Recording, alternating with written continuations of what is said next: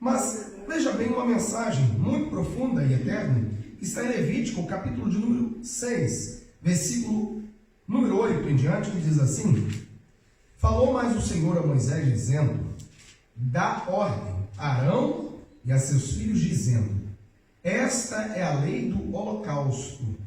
O holocausto será queimado sobre o altar toda a noite até pela manhã, e o fogo do altar arderá nele, e o sacerdote vestirá sua veste de linho, e vestirá as calças de linho sobre a sua carne, e levantará a cinza, quando o fogo houver consumido o holocausto, sobre o altar, e a porá junto ao altar. Depois despirá suas vestes, e vestirá outras vestes, e levará a cinza fora do arraial para um lugar limpo.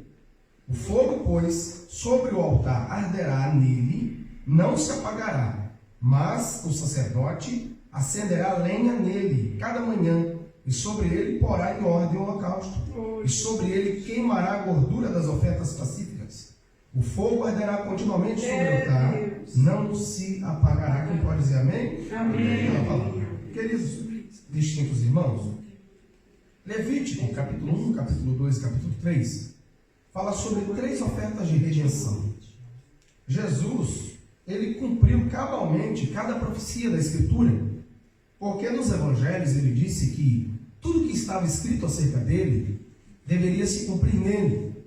Ele disse o que está escrito em Moisés, que são os 5 primeiros livros da Bíblia, tá? E que é Mateus, que é Gênesis, Êxodo, Levítico, Número e Deuteronômio. Esses 5 primeiros livros da Bíblia é Moisés, é a lei. São os 10 mandamentos, mais 603 mandamentos, que envolvem mandamentos de saneamento básico, mandamentos civis, mandamentos sociais, tudo isso foi ordem divina. Então, ele disse: eu estou cumprindo tudo aquilo que Moisés escreveu e as profecias que Moisés fizeram. Porque uma das profecias de Moisés foi que levantaria um como ele, e a este que ouviria, e é Jesus, é o Messias. Também ele disse que os escritos falavam dele e os profetas. Então ele veio para cumprir o que os escritos, que são os livros históricos, tá? E os livros também poéticos falariam acerca dele. E ele disse os profetas, que são chamados profetas maiores e menores, ou seja, os profetas que estão registrados com seus nomes aqui na Bíblia. Então tudo que estava profetizado em todo o Antigo Testamento, Jesus cumpriu. 5,39 de João, o evangelista João escreveu que examinais as Escrituras, plural. Isso ele está falando do Antigo Testamento, porque cuidais tem nelas a vida eterna. E disse Jesus: são elas mesmas que testificam de mim. Então Jesus, ele cumpriu cabalmente todo o Antigo Testamento, que eram profecias acerca dele. Então, quando a Bíblia fala sobre o Levítico, quem quiser entender o livro de Levítico, é só estudar o livro de Hebreus. Porque a Epístola aos Hebreus é a interpretação cabal e completa do livro de Levítico. É a interpretação. Então, sendo assim, a Bíblia é repleta de vários tipos de linguagens. Uma das linguagens a gente chama de analogia, comparações ou parábolas. Jesus falou muito, pregou muito por parábolas. Outros existem símbolos por simbologia. E existe uma linguagem chamada literária, literal, ou seja, o que está escrito é literalmente o que aconteceu. Questões históricas, geográficas, entendeu? Então, a Bíblia ela tem várias linguagens e várias formas de se apresentar. Na verdade, a Bíblia Sagrada é a voz de Deus escrita em fala humana. É Deus falando em escritos humanos. Assim como Jesus, que é o homem, e o Cristo, que é divino, porque é diferente, porque o Cristo só fez, o Cristo só veio a esse mundo por causa do Jesus humano. Entenderam? O corpo humano era Jesus, mas o Cristo é a essência desse corpo, que era o espírito e a alma dele. Então, quando a Bíblia fala que o Antigo Testamento se cumpriu em Cristo, ela está falando de questões como essas aqui que eu acabaram de ler, do capítulo 6. Então, tudo que está escrito no Levítico, Jesus cumpriu. Por exemplo, a lei, ela tinha liturgias do culto. Por exemplo, aqui, toda denominação tem uma liturgia de um culto. Começa com oração, uma palavra pastoral, depois vem a parte do louvor, depois vem a palavra principal pregada, depois tem um término, hoje vai ter a cerimônia da ceia do Senhor, depois tem oração para o término, orações específicas e oração para o término. Isso se chama liturgia, é organização. Então Deus é super organizado, sempre foi. O céu assim. Ele quer que aqui na terra seja igual é no céu. Amém. Não é eu já disse, vou repetir, não é a terra que rege o céu, é o céu que rege a terra. Amém, Jesus. Porque quando a gente lê aquilo que Jesus falou, olha, o que ligares na terra será ligado no céu. Não, o texto não diz assim o grego original. Diz o que ligares na terra já está ligado no céu. Glória Na verdade, a terra deve ser o reflexo do céu. É porque nós pregamos, cantamos e falamos muito o que ouvimos e não o que lemos na Escritura. Então, na verdade, a palavra original já está sido ligado no céu. Amém. Então, nós entendemos que esses 3 primeiros capítulos de Levítico, Jesus cumpriu eles cabalmente. A oferta de holocausto, porque a Bíblia ela começa com oferta. Quem não gosta de ouvir sobre oferta e dízimo, então não pode ser crente, porque desde o início da Bíblia, a Bíblia já fala sobre isso. E o primeiro a dar uma oferta, entregar o que tinha, foi Deus. Aleluia. Foi Ele que foi o primeiro, desde o início. Porque a Bíblia diz que o cordeiro foi morto antes da fundação do mundo. Ou seja, como, pastor, que o cordeiro foi morto antes da fundação do mundo? É porque primeiro morreu no coração, para depois morrer de fato na cruz. Toda oferta primeiro tem que morrer no seu coração, para depois morrer literalmente entregando o gasofilácio ou ali, na boca do peixe, ligado. No caso aqui, tem lugar que é um gasofilácio, que é uma caixa, né? Que a gente deposita, tem lugares que tem uma salva que os obreiros passam. Não importa, não importa. Então, isso eu estou falando de oferta literal, mas tem a oferta da sua vida. Porque Deus, quando começa a falar de oferta, Ele pega o que é de menos valor, que é dinheiro. Você acha que dinheiro vale alguma coisa? Não, presta atenção. Você acha que Deus precisa do seu dinheiro? Presta atenção nisso. Para calcular, é lógico. É lógico. Deus não precisa de dinheiro de ninguém. Na verdade, Ele nos dá uma chance de ser abençoados. Esse é o grande segredo da oferta. Amém. Deus não precisa de nada. É nós que precisamos. É nós que temos o privilégio de ofertar. Então, quem começou com essa história de oferta foi Deus. Desde o início da eternidade. Segundo, quando Adão e Eva pecou, ele fez mais uma oferta.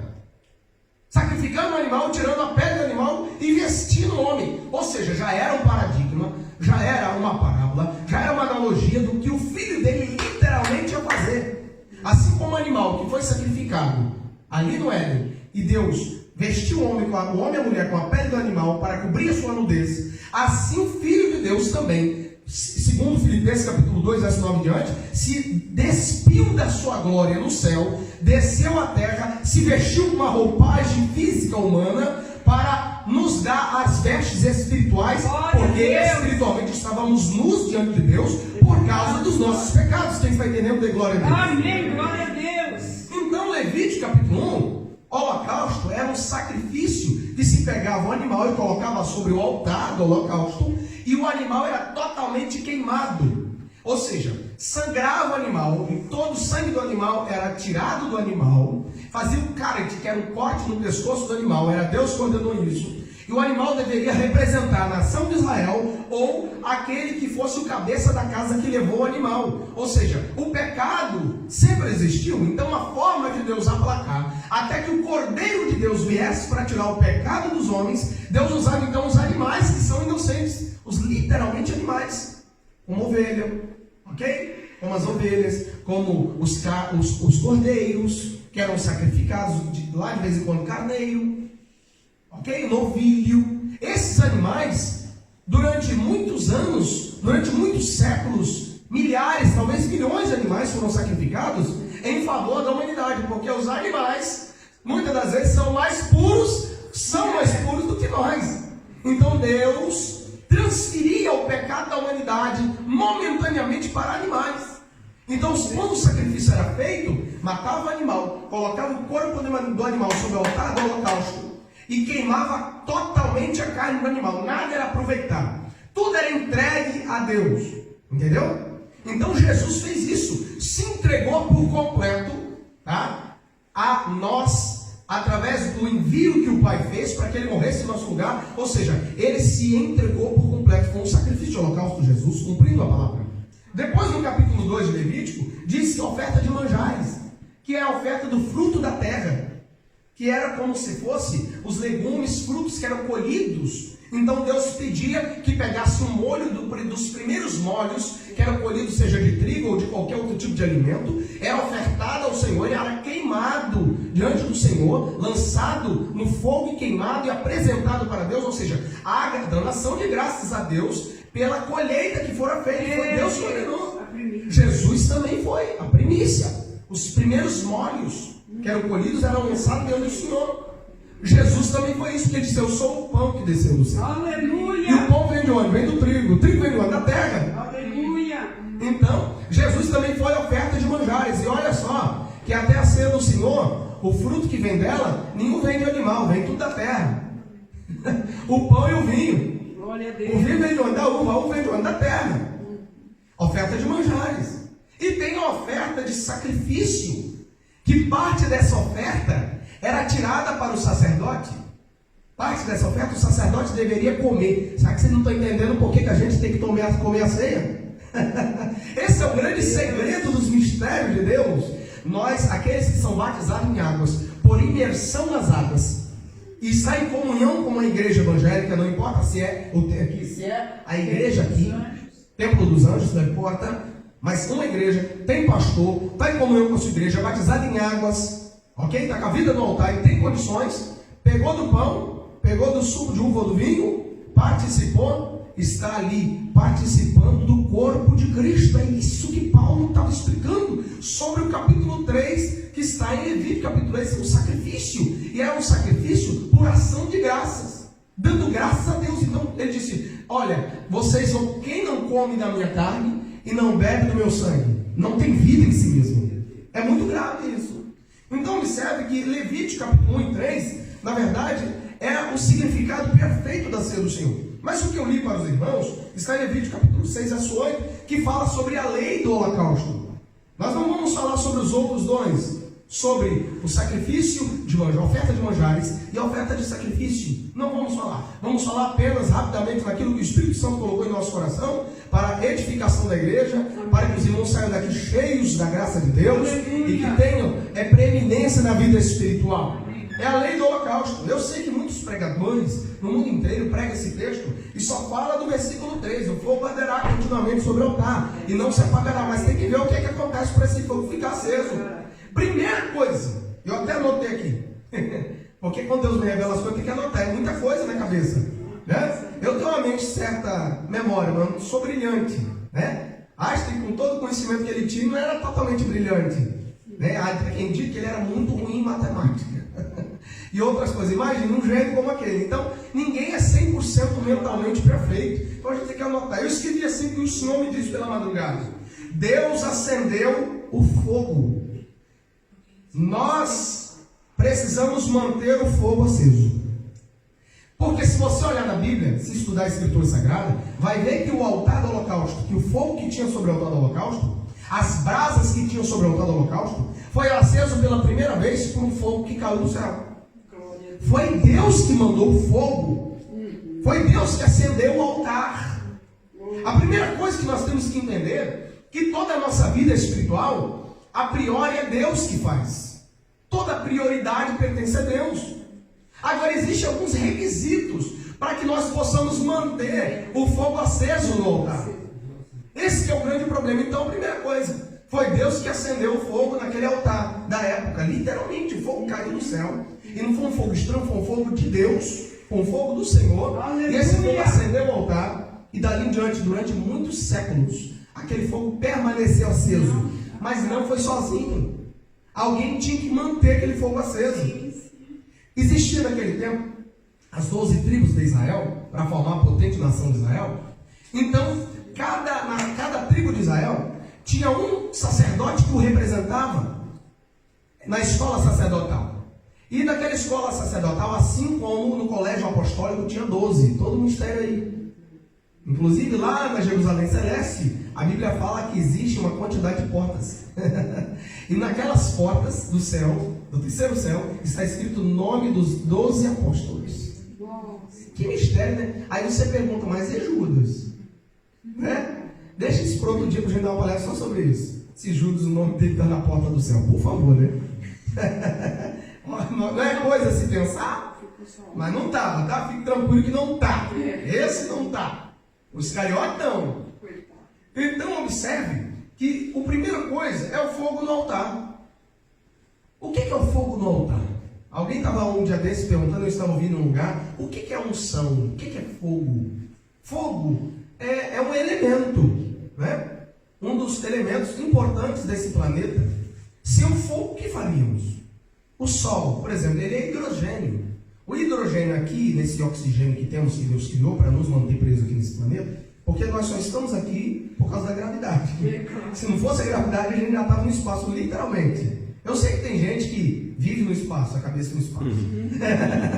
Mas a gravidade física é o que nos mantém aqui. Por isso que o corpo, eu vou falar um negócio aqui. Por isso que no dia do arrebatamento, o corpo vai ser transformado. Oh, aleluia! Porque com esse corpo aqui preso nessa matéria, com essa gravidade, não sobe para o céu.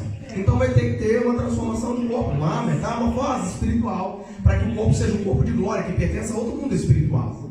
Então, essa terra não vai poder segurar. Mas voltando, então o fogo é muito importante. Então o hidrogênio aqui na Terra, ele gela. Mas o hidrogênio no espaço sideral, que é um outro tipo de ar feito, ele é fogo, ele queima. Que é o Sol. O Sol é feito de hidrogênio em toda a sua massa. Então, olha, veja a importância. O que o senhor está falando sobre isso? O que faríamos sem o Sol? O que faríamos sem ele? O que faríamos sem a descoberta do fogo? Né? Não tem nada de homem pré-histórico arrastando a mulher pelo cabelo, com um pedaço de cano na mão, sei lá, lembra? Adão não foi assim. Adão foi feito perfeito, bonitão. Né? E eu não imagino que Adão era do meu tamanho. Não imagino, não pense nisso. Ele era muito mais alto. O corpo físico era muito perfeito. Imagina as mulheres sem estria, sem nada. Tudo certinho, os homens tudo bonitinho. Depois do pecado, tudo distorceu. Você olha no espelho, seu olho está na boca, seu dente está na cabeça. Tudo fora, saiu, não é mais simétrico. Deus criou simétrico, perfeito. Hoje está tudo fora do normal. Qualquer coisinha a gente se machuca, né? Tá vendo? Foi criado perfeito, o homem distorceu tudo isso. Então veja a importância do fogo. Para que serve o fogo? Para aquecer. O fogo serve para fazer alimento. O fogo serve, vamos falar da temperatura, vamos transformar a palavra fogo em temperatura. Serve para a fotossíntese. Ok? Por exemplo, no quarto dia Deus criou o sol, a lua e as estrelas.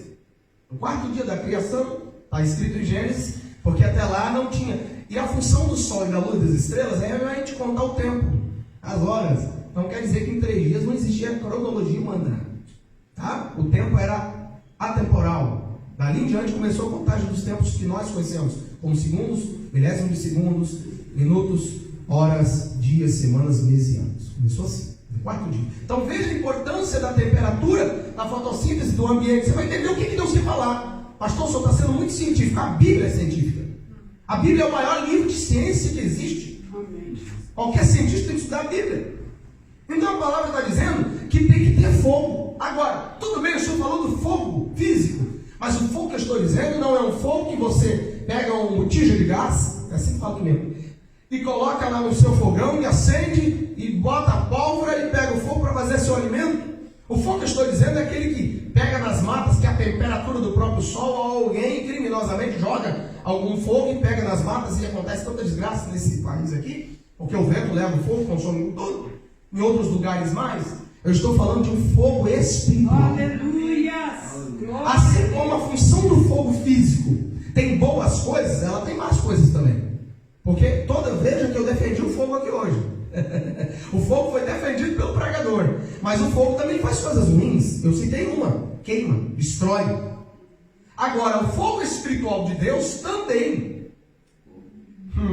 Ele pode ser para o bem, dependendo de quem importa. E pode ser para destruição. Porque 2 filhos de Arão foram brincar com o fogo de Deus.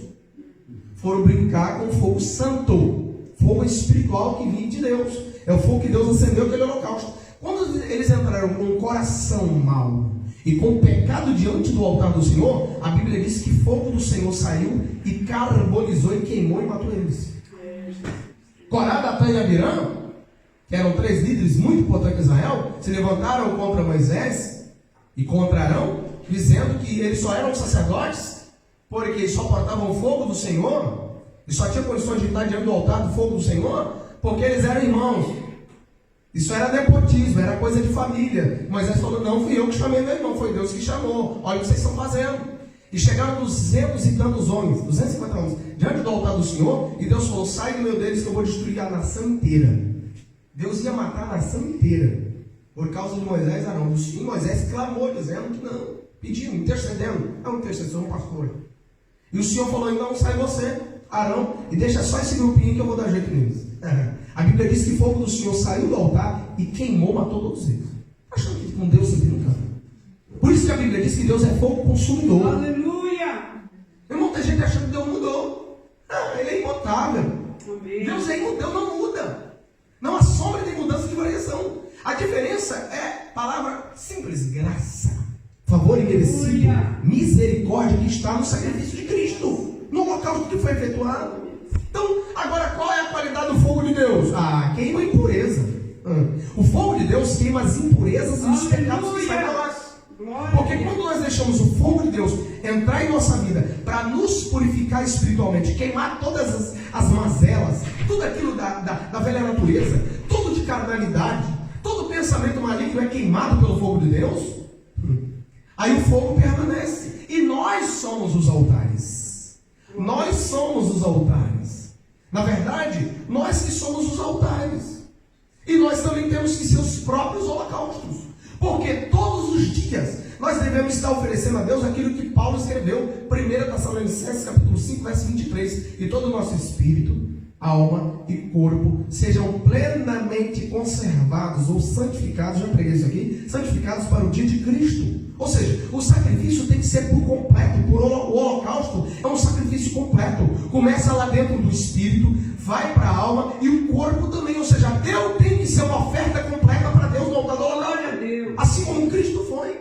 Então o fogo, ele consome tudo aquilo que não presta.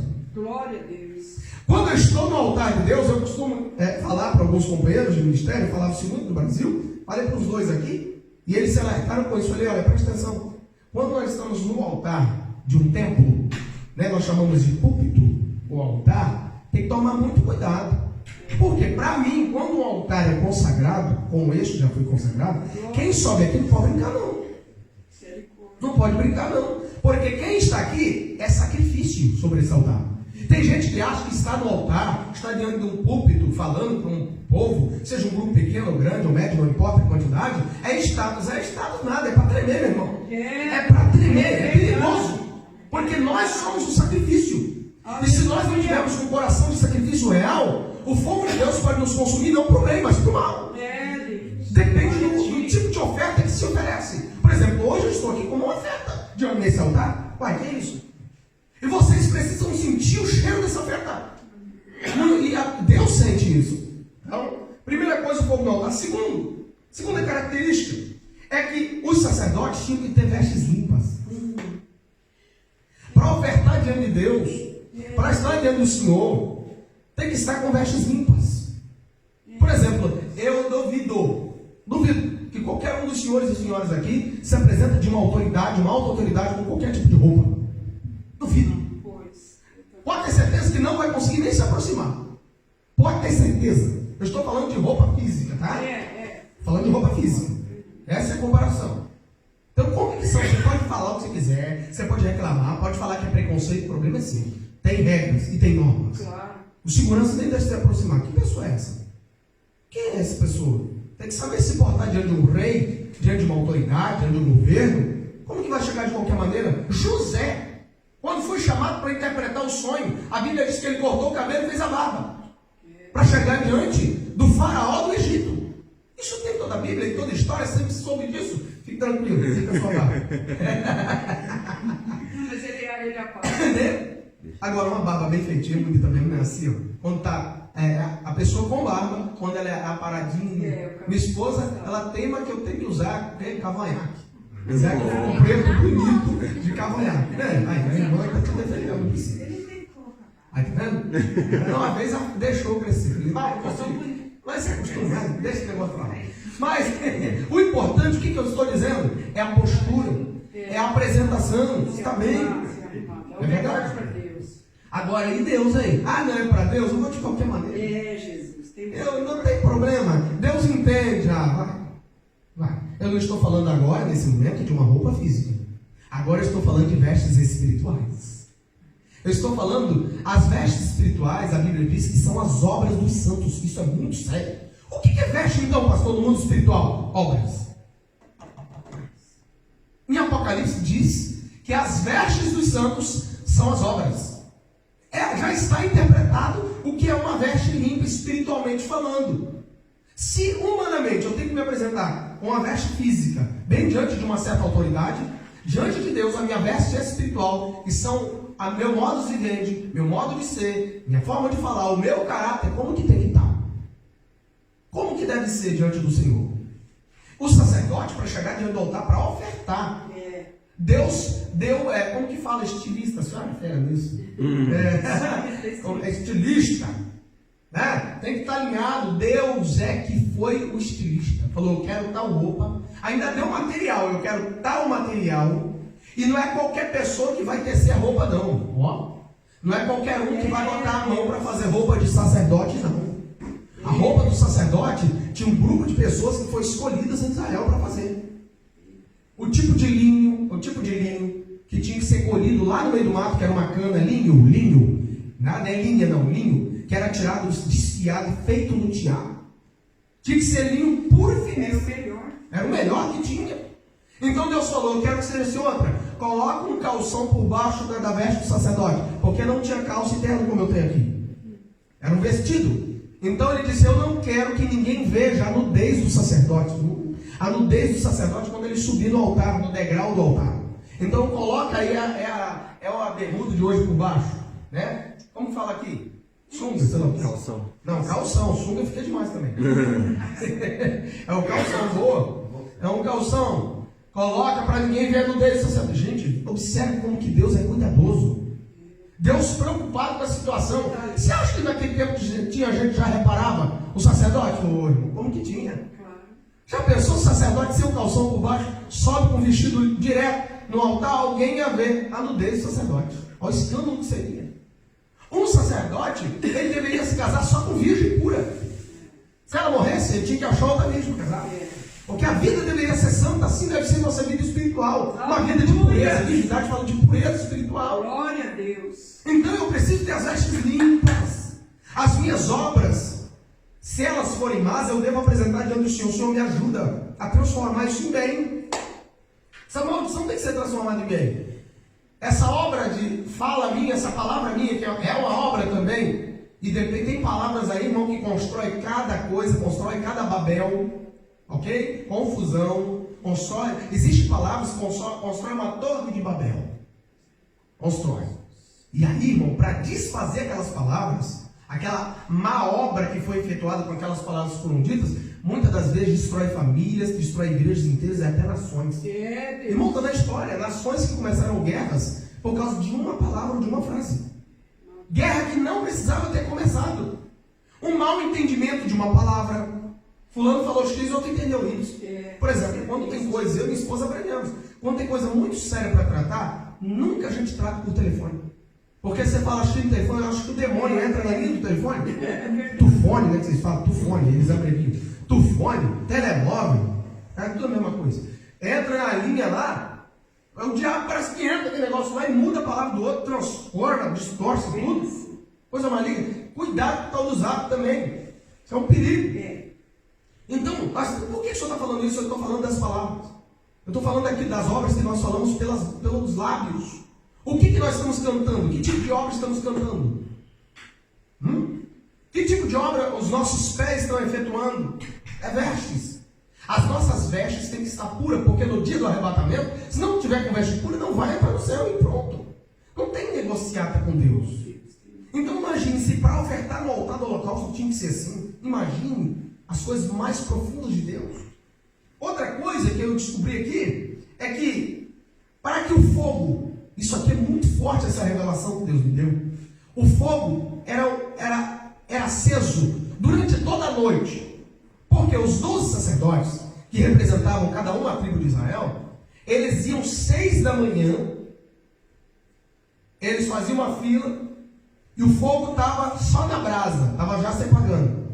Primeira coisa que eles faziam, eles pegavam uma saca de linho fino, está escrito, e colhia toda a cinza do altar. Cinzas são lembranças. Colhia toda a cinza. Olha a interpretação. Colhia toda a cinza. Não jogava em qualquer lugar. A Bíblia diz que eles colocavam num lugar limpo. Porque as suas memórias, as suas lembranças daquilo que Deus fez não podem ser apagadas. Aquelas lembranças do sacrifício que você fez para Deus não são apagadas. Tudo que já aconteceu, de bem ou de mal, mas nós estamos falando no altar de Deus. Todo o sacrifício que você fez, que a senhora e o senhor fez, que você ofertou diante do Senhor, você não tem uma amnésia espiritual, você se lembra. São cinzas. Só que essas cinzas, elas não podem permanecer. Elas têm que ser tiradas, para que o fogo seja renovado. O que Deus fez ontem, foi ontem. O que você fez ontem para Deus, foi ontem. Hoje tem que ser novo. Porque a Bíblia diz que o Senhor se renova cada manhã, a palavra do Senhor. Se Ele se renova, quem é você para não se renovar? Tem que ser todos os dias. 6 da manhã, os sacerdotes tiravam a cinza, porque a cinza, se ela permanecesse, pastor Ângelo, no altar, ela apagava o fogo. Veja que até certas memórias que temos de coisas boas, elas podem apagar o fogo ardente de hoje. Foi falado sobre anelo, que é um desejo ardente. Eu estou ouvindo o que vocês estão falando. Entendeu? Então observe o que pode acontecer. Olha, pode ser boas memórias, ok, mas elas têm que ser guardadas num lugar limpo. Não pode ser um lugar sujo. Não pode desprezar as memórias. Não pode desprezar as cinzas que foi efetuado, o que aconteceu. Estava ouvindo uma pastora falar de algo que acontecia aqui. Isso tem que ser guardado, mas nós vamos fazer melhor. Vamos fazer melhor. Vamos avançar. Esse é o segredo. Esse é o grande segredo. Eu aprendi uma coisa com 4:18 de Provérbios. A vereda do justo, o caminho do justo, é como parecido à luz da aurora, que vai brilhando mais e mais e mais até ser dia perfeito, que é o dia de Cristo, o dia do arrebatamento da igreja. Então cada dia eu vou ter que melhorar. Já acordou pela madrugada? Já passou uma madrugada? Eu já passei várias madrugadas a fio, com os olhos abertos, olhando a madrugada raiar. Estava tudo treva, de repente foi clareando e veio o sol. Pronto, assim tem que ser a vida do crente. Assim tem que ser. Começa difícil, mas eu vou clareando ela. Então os sacerdotes, eles separavam essas cinzas, conforme está escrito aqui, ó, e levantará a cinza quando o fogo houver consumido o holocausto. Ó, o fogo já consumiu o holocausto. Ei, a oferta que a senhora e o senhor fez já acabou. Já passou o tempo dessa oferta. Então faça uma coisa, a cinza é os restos de quê? Da oferta, irmão. As cinzas são os restos daquela oferta que já foi feita. Observe. Sobre o altar e a porá junto ao altar, ao pé do altar. O fogo arderá. E aí depois, versículo 11. Depois de expirar suas vestes, vestirá outras vestes. Ele levará a cinza fora do arraial para um lugar limpo. Ó, é fora do arraial, mas um lugar limpo. Memória. Guarda. Aí, o que vai acontecer? Os sacerdotes, pronto, já aconteceu o sacrifício, não vou fazer mais nada. A história diz, aí não é nem a Bíblia, mas a história diz, é real, porque a fonte que eu tenho é forte, é a fonte que eu mais acredito depois da Bíblia, que é real, aconteceu. Diz que os sacerdotes, em fila, começaram a fazer assim no altar. Começava a soprar as brasas, porque a cinza estava quase apagando, era 12 horas queimando.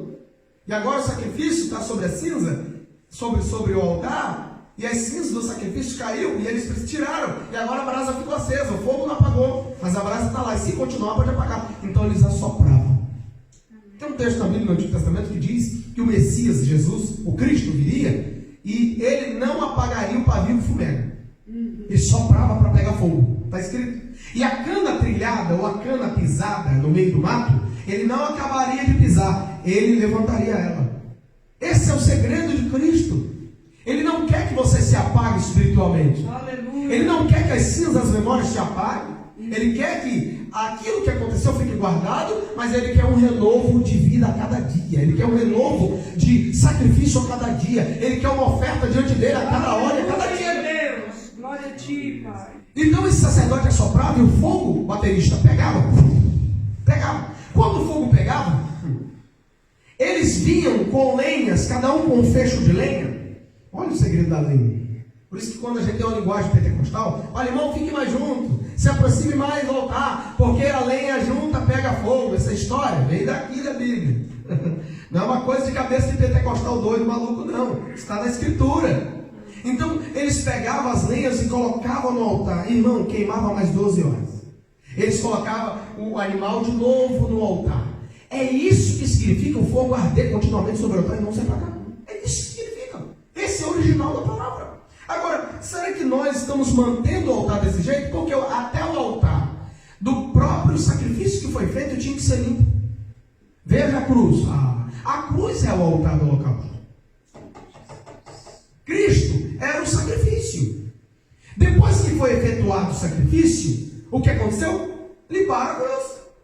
Tiraram ele da cruz. E colocaram no lugar que era devido, de José de Arimateia. E um outro riquíssimo levou lá uma quantidade enorme de